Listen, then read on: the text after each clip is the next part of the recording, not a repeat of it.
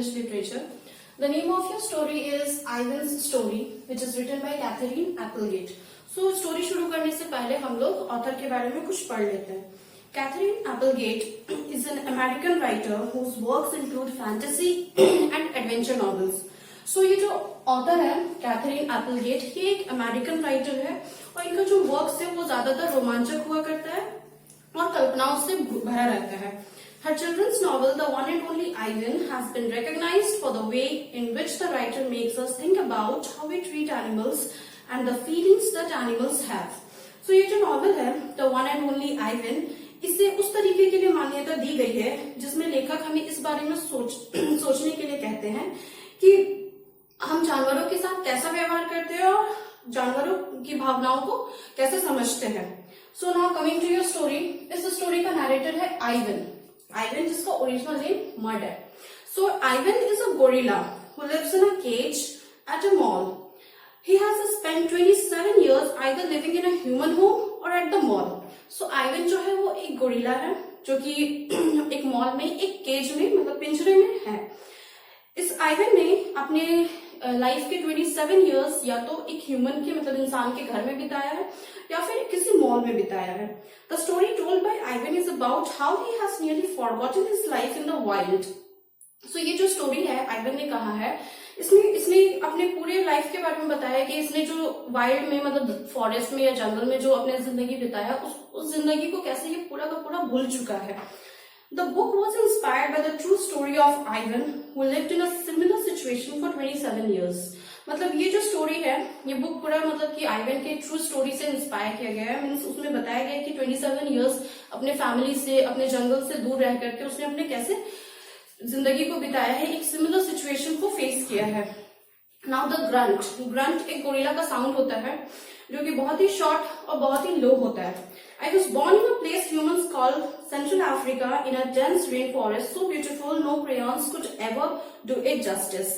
So हमारा story इस तरह से शुरू होता है कि जो आइवन है मीन्स मड वो हमें बताता है कि वो एक ऐसे रेन फॉरेस्ट में जन्म लिया है जिसे लोग ऐसे जंगल में जन्म लिया है जो कि सेंट्रल अफ्रीका में है और वो इतना ब्यूटीफुल है कि हम कितना भी कोशिश कर ले हम उतना खूबसूरत रेन फॉरेस्ट को ना ड्रॉ कर सकेंगे ना ही पेंट कर सकेंगे. Gorillas do not name their newborns right away the way humans do. Means जैसे इंसान के बच्चे होते हैं तो न्यूबॉर्न बेबीज को वो लोग तुरंत ही कुछ ना कुछ नेम दे देते हैं. तो उस तरह से गोरिल्लास अपने न्यूबॉर्न बेबीज को नेम नहीं देते हैं. वी वेट टू सी हिम्स of what might yet be. So वो लोग रुकते हैं कि वो उनका बेबीज का क्या हिंट्स है मतलब वो उसको क्या यूज टू हैबिट है उसका. सो उस हैबिट के अकॉर्डिंग ही वो लोग उसे नेम देते हैं. When they saw how much she loved to chase me around the forest, my parents decided on my twin sister's name, Tag. So वो लोग जैसे देखते हैं कि उसकी जो ट्विन सिस्टर है टैग वो कितना मतलब कि उसको पसंद है चेस गेम मतलब कि जो छुआ-छुई जो हम लोग खेलते हैं उस गेम को वो कितना पसंद करती थी. वो हमेशा ज्यादातर टाइम उसी गेम को खेला करती थी इसलिए उसे नेम दिया गया tag. Oh, how I loved to play tag with my sister.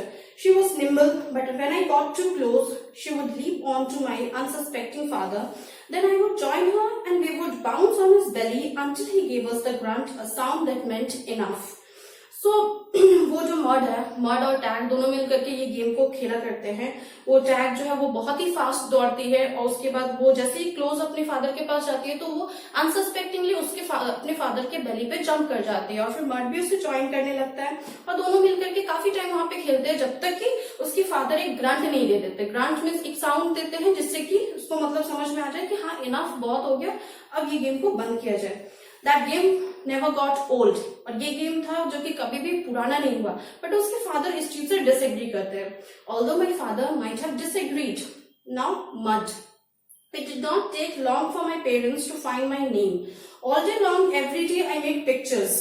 I drew on rocks and bark and my poor mother's back. I used the sap from leaves. I used the juice from fruit. But mostly I used mud. सो इनके mud के parents के लिए ये ज्यादा difficult नहीं हुआ कि mud का क्या नाम रखा जाए क्योंकि ये ज्यादातर टाइम पूरा दिन सिर्फ और सिर्फ पिक्चर्स बनाया करता था. ये पिक्चर्स बनाता था रॉक्स पे, बार्क पे या अपनी मम्मी के बैक पे और यूज क्या करता था, लीव्स को यूज करता था, फ्रूट के जूस को यूज करता था, बट मोस्टली ये मड को ही यूज करता था, मीन्स मिट्टी से ही बनाया करता था, इसी के लिए इसका नाम दिया गया Mud. And that is what they called me Mud. To a human Mud might not sound like much, but to me it was everything. Means अगर लोग देखेंगे कि मड कैसा नाम दिया गया उसे ज्यादातर पसंद नहीं आएगा, लेकिन मड को ये नाम बहुत ही पसंद था, उसके लिए सब कुछ था। Now coming to the next part of your story is protector. My family, which humans called a troop, was just like any other gorilla family. So ये जो family है मड का, as a humans इसे troop बोलते हैं, ये बाकी के gorilla families की तरह ही है। There were 10 of us. Family में उसके 10 members थे। Father, जिसका नाम था Silverback. Silverback means वो gorilla के पूरी body में silver color का hairs होगा। Then mother, 3 other adult females. A young male जिसका नाम था Blackback, and 2 other young gorillas, and the babies were Tag and Mud. So Tag and I were the babies of the group. इस पूरे families में babies होते थे Tag और Mud, and we fought from time to time, but my father knew how to control us with a simple scowl. Means इस पूरे family में जो babies है Tag और Mud, ये दोनों क्या करते थे, ज्यादातर टाइम ग्रुप में मतलब खेला करते थे। इनको मतलब फाइट करने का ज्यादा शौक था, मतलब फाइट करते थे, खेलते थे, और जब भी इन लोगों का फाइट मतलब टाइम टू टाइम होते रहता था तो उसके फादर को पता था कि इससे कैसे कंट्रोल किया जाए। जैसे उनका फाइट होता था वो एक सिंपल सा स्काउल देते थे। Scowl means an angry look, एक गुस्सा वाला लुक देते थे जिससे वो लोग शांत हो जाते थे। And for the most part, we were happy to do what we were meant to do, to feed and search for food and nap and play. So पूरे टाइम में उन लोगों को सबसे ज्यादा खुशी किस चीज में मिलता था, जो काम उन लोगों को करना होता था, जैसे कि खाना खोजना था, खाना खोज के जो भी वो लोग को मतलब कि अपना सपर जो मील उनको मिलता था, उसके बाद उनको सोना और खेलना, ये सब काम उन्हें ज्यादा पसंद था। My father was a master at leading us to the ripest fruit for our morning feast and the finest branches of our night nest. So उसके फादर जो थे मीन्स द सिल्वरबैक, ये सबसे मास्टर किस में थे, मतलब सबसे अच्छे किस काम में थे कि सबसे राइपेस्ट, सबसे अच्छा फ्रूट जो कि उनको मील के लिए मिले, और फिर सबसे अच्छा ब्रांच जहां पे वो लोग सो सके। He was everything a silverback is meant to be, a guide, a protector and a teacher. Means ये सिल्वरबैक जो है उसके फादर, मतलब सिल्वरबैक गोरिल्लास जिस चीज के लिए सबसे फेमस, मतलब उनमें जो सबसे बेस्ट क्वालिटीज होता है, ये उसके फादर में सारा कुछ था कि एक गाइड कैसा हो, एक टीचर कैसा हो, एक प्रोटेक्टर कैसा हो। Now the perfect life. Gorilla babies, elephant babies and human babies are not so different, except that a gorilla gets to spend the day riding on his mother's back. इस gorillas के baby, elephant के babies और human के babies, इन सभी babies में ज्यादातर difference नहीं होता है। सिर्फ एक ही डिफरेंस हमें मिलेगा कि गोरिल्लास जो होते हैं वो ज्यादातर टाइम अपने मम्मी के बैक पे ही स्पेंड करते हैं, ज्यादातर टाइम वहीं पे रहते हैं। Slowly carefully a young gorilla begins to go further and further away from the safety of his mother's arms. और धीरे धीरे क्या होता है, जैसे जैसे वो लोग बड़े होते जाते हैं, वो लोग अपनी मम्मी की जो सुरक्षा, मतलब जो हैंड्स है, उससे दूर होकर के अपने लाइफ में जो जो चीज उनको सीखना जरूरी होता है वो सब कुछ वो सीखते हैं। He learns the skills he will need as an adult. वो सारे स्किल्स वो लोग सीखने का कोशिश करते हैं, सीखते हैं, जो कि उन्हें बड़े होकर के उन्हें जरूरत होगा।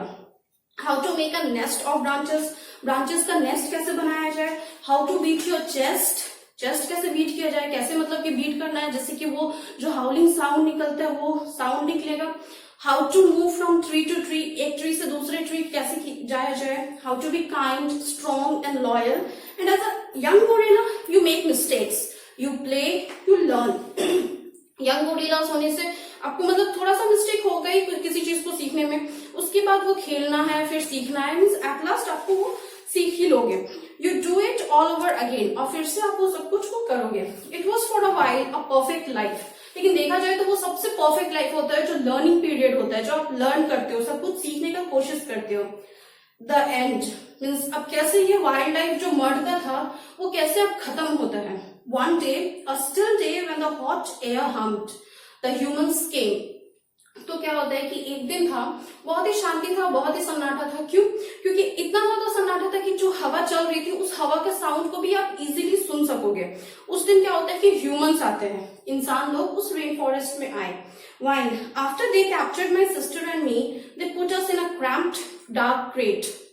तो क्या होता है कि वो लोग ह्यूमंस आते हैं, वो ह्यूमंस जो थे, वो जो baby gorillas Tag and Mud, इन दोनों को पकड़ करके एक डार्क, मतलब एक अंधेरे से बड़े से, मतलब छोटे से वो वुडन क्रेट में डाल देते हैं। Somehow I knew that in order to live I had to let my old life die. मतलब किसी तरह से वो समझ जाता है कि मुझे आगे का जिंदगी जीने के लिए मुझे पुराना वाला जो वाइल्ड लाइफ वाला जो फॉरेस्ट वाला जो जिंदगी था वो मुझे भूलना ही होगा. उसे हम भूलेंगे नहीं तो फिर आगे हम बढ़ेंगे कैसे. But my sister could not let go of it. लेकिन उसकी जो सिस्टर थी वो उसे भूल नहीं सकी. She kept thinking about our home all the time till she felt very sick. वो पूरे टाइम उस लाइफ के बारे में, अपने घर के बारे में, अपनी फैमिली के बारे में सोचते रहती थी और सोचते सोचते वो पूरा का पूरा बीमार पड़ गई.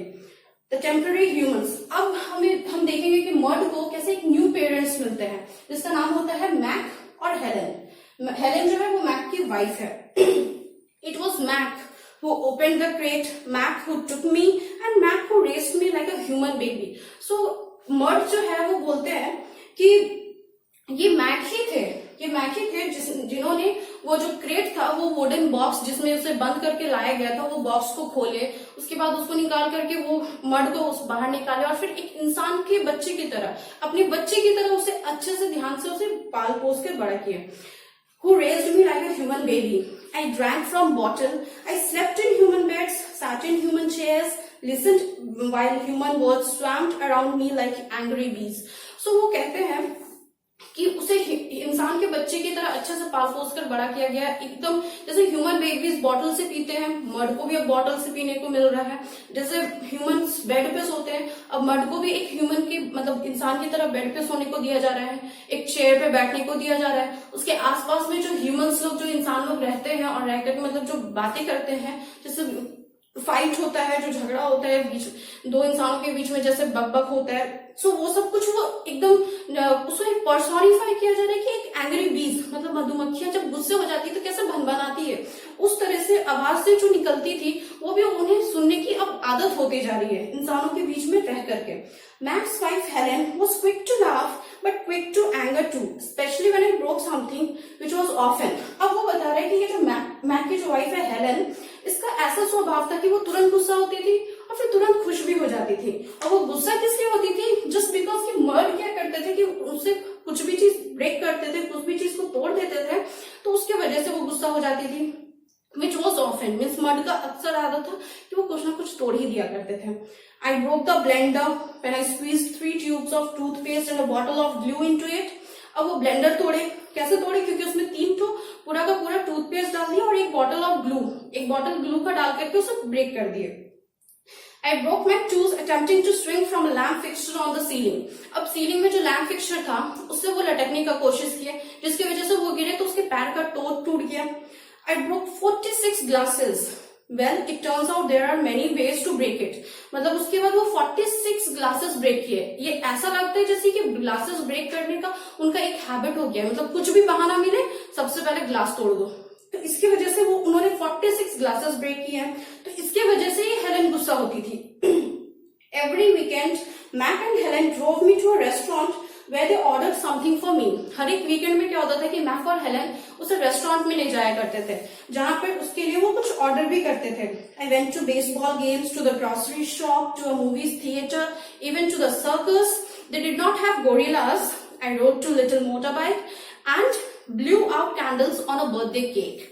तो अब क्या होता था कि मैक और हेलेन मर्ड को बेसबॉल गेम्स भी खेलने के लिए ले जाते थे, ग्रोसरी शॉप में भी ले जाते थे, यहाँ तक कि मूवी थिएटर भी ले जाते थे, और जहाँ सर्कस में गोरिल्लास नहीं रहते थे वहां पे भी उसे दिखाने के लिए ले जाते थे. वो मर्ड ने यहाँ तक कि एक मोटर बाइक, छोटे से मोटर बाइक को भी चलाया है, और फिर बर्थडे केक्स में कैंडल्स को भी बुझाया है. मीन्स ऑल ओवर हम देखेंगे कि उसको पूरे एक ह्यूमन बेबीज की तरह ट्रीट किया जा रहा है, वैसे ही रखा जा रहा है. My life as a human was an exciting one.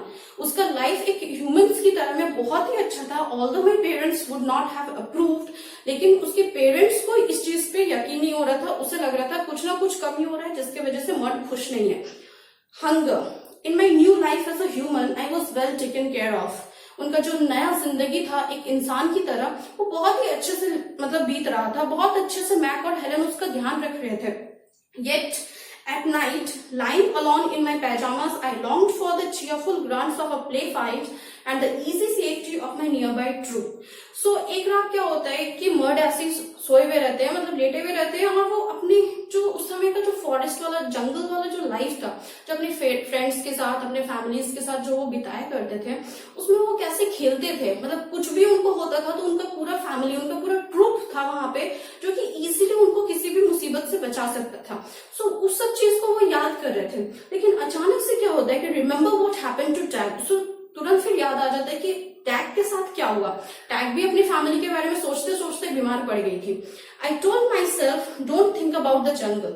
सो वो उसने अपने आप से कहा कि देखो टैग के साथ क्या हुआ था, उस चीज को याद करते हुए बोलते हैं कि मुझे जंगल के बारे में नहीं सोचना चाहिए।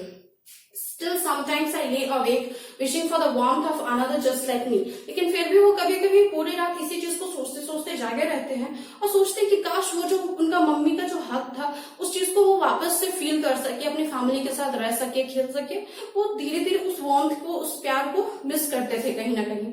Later, Ivan is sent to a shopping mall where he becomes a part of a stationary circus for many years। लेकिन उसके बाद कुछ समय के बाद क्या होता है कि आइवन को एक शॉपिंग मॉल में भेज दिया जाता है जहां पे वो सालों तक एक स्टेशनरी सर्कस का पार्ट बन के रह जाते हैं। Here he becomes used to humans watching him all the time and he hardly ever thinks of a jungle। यहाँ पे क्या करते हैं, उन्हें ह्यूमंस का मीन्स इंसानों की आदत हो जाती है क्योंकि उन्हें समय मतलब बहुत टाइम तक देखते रहते थे, उनको देख के बातें करते थे। लेकिन उसके बाद धीरे धीरे वो जंगल के बारे में भूलते चले गए इंसानों के बीच में रह करके। After people begin to protest about Ivan's living conditions at the mall, he is adopted by a zoo। तो जबकि कुछ समय के बाद क्या होता है, लोग उस चीज के बारे में प्रोटेस्ट करने लगते हैं, मीन्स उसके खिलाफ जाने लगते हैं कि मॉल में इस आइवन को, इस गोरिल्ला को क्यों रखा गया है, उसके बारे में बातें करने लगे थे, उसके ऊपर सवाल उठाने लगे थे। तो उसके बाद क्या होता है कि जब वहां पे सवाल उठने लगा तो लोग उसे हटा दिए और उसके बाद आइवन एक जू के थ्रू अडॉप्ट कर लिया गया। एक जू ने आइवन को अडॉप्ट कर लिया था। To know more about Ivan and what happens to him, read the complete novel, The One and Only Ivan। So अब इसके आगे का स्टोरी, आइवन के साथ क्या होता है, लोग उसके साथ क्या बिहेव करते हैं, यहाँ जू में उनके साथ क्या होता है, इस स्टोरी को जानने के लिए आपको ये नॉवल जो है the one and only Ivan, इसे पढ़ना होगा। सो यही था, यहीं तक का स्टोरी था आइवन्स के बारे में। Now thank you.